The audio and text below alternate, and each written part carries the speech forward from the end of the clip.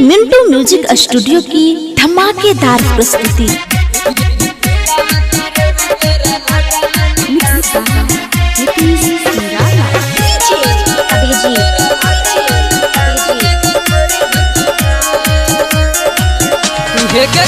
छोरा छोरी तोहर बन गेलो निजी, जब जब करियो फोन बतावे छबीजी।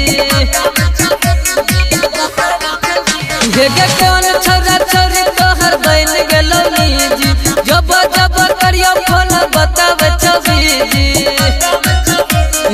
दिलवा तोरे में तोरा लागल नहीं लाज गे छोरी धोखेबाज।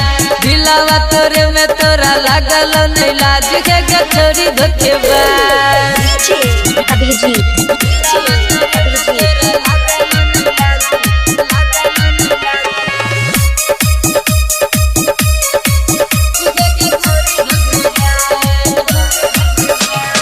प्यार करच खेला बाजी, लागे छकी छोरिया तू छही के बेकार।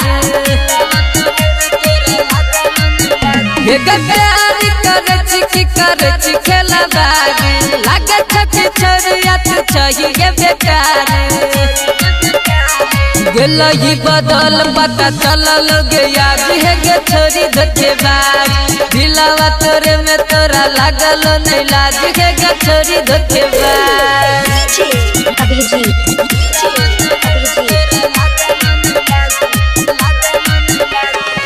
मिंटू म्यूजिक स्टूडियो की धमाकेदार प्रस्तुति।